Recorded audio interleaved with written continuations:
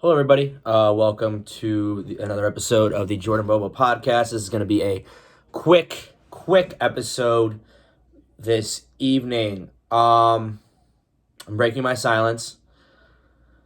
As you can see behind me, room's a little bit of a mess. I got a towel right there. Bed's not made. Desk needs to be cleaned up a little bit before work tomorrow.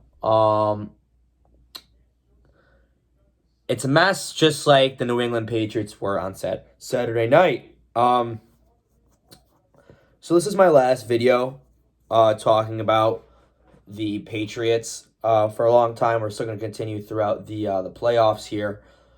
I'll say this about the Patriots season, the 2021 season, and what we should look forward to and a wish list going into 2022. So this team started off against Miami, lost 17-16, that Damien Harris fumble, which feels like forever ago at this point. Season always goes by so quick. Then we kind of went along and was at 2-4 at one point after that loss to the Cowboys at home, which was such a fun game. I think that was my most fun loss of the season. After that, when we beat the Jets, and then we killed the Jets, actually, then we beat the Chargers, that Adrian Phillips interception, pick 6, was really that game-changing moment of the season. We then went on to beat Carolina in Carolina. We then went on to beat the Browns at home. We then went on to go to Atlanta, win. Then we went on to beat the Titans. And then we went on to beat the Buffalo Bills on Monday Night Football, which I was there. Then the bye week hit. What the fuck happened after the bye week, New England? That's the loudest I'm going to get in this podcast because, honestly, I just don't have that much energy right now. It's an exhausting season. I don't know what happened after the bye week. No idea. We came to Indy, looked flat. I was like, better lose now rather than moving forward. Then we looked flat again against Buffalo. I'm like, this is weird. Beat the Jags, got in the playoffs. I was like, all right, we're in the playoffs. This is cool. Let's beat Miami in Miami. Let's get rid of this aura of losing in Miami, right? Lost in Miami.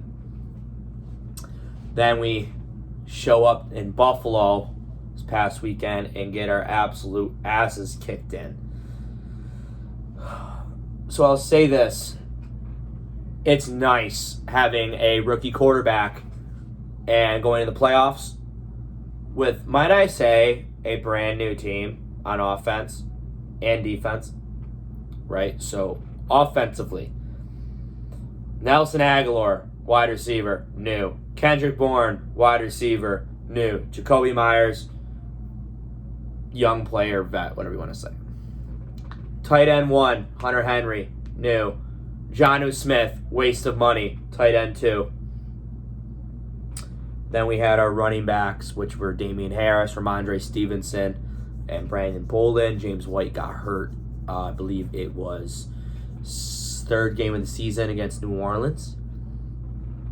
And then defensively, we had Matthew Judon, who had this phenomenal first weeks 1 through 13, 12.5 sacks. Then he slipped off. I don't know what the hell happened to Matty J. Don't know what happened with the Don, but we'll see what happens to him moving forward. Then you had Jalen Mills, who unfortunately had COVID this game. He had a pretty good season. J.C. Jackson seems like he doesn't play very well against Stephon Diggs. And then you had, your Juwan Bentleys and your Christian Barmores and Lawrence Guys. And Kyle Duggar had a great season, I thought, and D-Mac. There's one guy, though, on this Patriots defense that I think it just is in the best interest of the Patriots. With all due respect, you are a Patriots legend through and through, arguably the greatest play in Patriots Super Bowl history. Number 54, Dante Hightower, that boy from Bama. Man, so many great years with you, man. Now you're just a little older, and you've lost a step.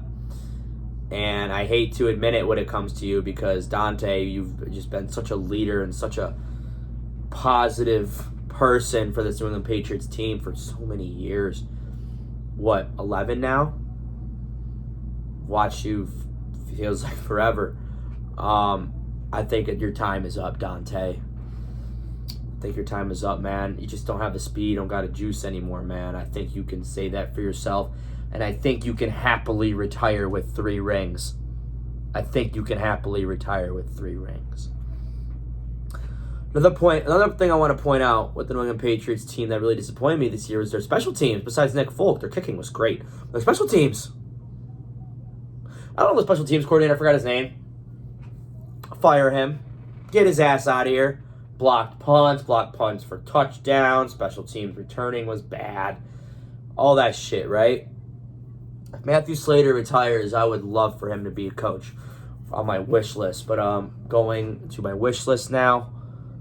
Number 1, get Mac Jones a wide receiver 1. We have to follow the formula, New England. Look what Diggs has done for Josh Allen. Look what Jamar Chase has done for Joe Burrow. Who's another young quarterback in this league that has a true wide receiver 1? All right, look at Patrick. Let's see what Tyreek Hill does for Patrick Mahomes, right? I feel like the list can just go on and on and on and on. I would love a Calvin Ridley. I love a Mike Williams. I think Mike Williams could be cheap. The thing about Calvin Ridley, though, is he has these mental health issues, which I get. Mental health issues and New England's culture, I don't know how well that, would fit. I'm not saying they wouldn't support him. What I'm saying is I feel like it's hard to be a Patriot, right? Number 2, I want it in the draft. I want him young. I want him fast. I want a fast inside linebacker. I want a Devin White type. Dude who can fly over the field. Dude who gives us a chance against Buffalo. I can't believe I'm a Patriots fan that says this. A dude that's giving us a chance to win the division. A chance. We had the division. We had it after Monday night. And we dropped 2 in a row. Boop, boop. Would love an inside linebacker. Fast guy. Cornerback depth. Really need cornerback depth in this league. I know Jonathan Jones getting hurt didn't help. J.C. Jackson's going to be a shit ton of money to keep. And I don't know where he's going to go. And I want to keep him badly. I really do. But I feel like Bill just will not pay the man. I feel like he won't, unfortunately. And there's a few guys that are, probably going to leave after this year, I think Matthew Slater retires. Going to my 3rd wish list, I want Matthew Slater back as our special teams coordinator. Because he can go to the freaking moon with this team, man. He could be, honestly, probably a head coach one day. He really could. Now, I'm not going to sit here and say I'm disappointed with the season going, what do you want to 10-7, whatever, basically a 10-6 if it's a 17-week season. Finishing up as the 6th seed in the playoffs with a brand new team. You got to start somewhere. Most teams' rookie quarterbacks just go like 4-13 or 5-12 or whatever the case may be. We got the double-digit wins, which is really nice. But I do appreciate the way this team did fight for those 7-game winning streak. That was a fun 7-game winning streak, boys. That was fun. And one thing that always sucks about your team's season ends is you can't watch them until their first preseason game mid-August. And I watch those preseason games. I love them. I think they're great. I love seeing, the guys like Christian Wilkerson run over the field, catching balls, whatever. So Tom Brady came about, balled out in the preseason in 2000. In 2000, he was a rookie.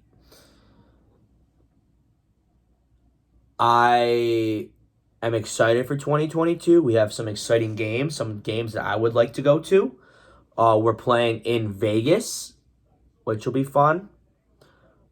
We are, I think my dad and I agreed we're going to go to that game in Vegas. We're playing in Lambeau, which is a 6-hour drive for me, maybe. We're playing in Minnesota, which is a 4-hour drive for me. That might be more doable, saying it's indoors. We also play in Pittsburgh. And I would love to go to a game in Pittsburgh. Terrible towels. I think it would just be, it would be historic in a sense. But number one thing is to go to Vegas. Will I go back to Buffalo next year? Man, I went to 2 games in Buffalo this year. It is exhausting taking that train back and forth. Honestly, I think I want to go on to greener pastures, I mean, I feel like I've just gone I feel like I've been in Orchard Park so many times for a game, like so many times. And I love the stadium, don't get me wrong. And Bills fans are Bills fans or whatever, but I feel like,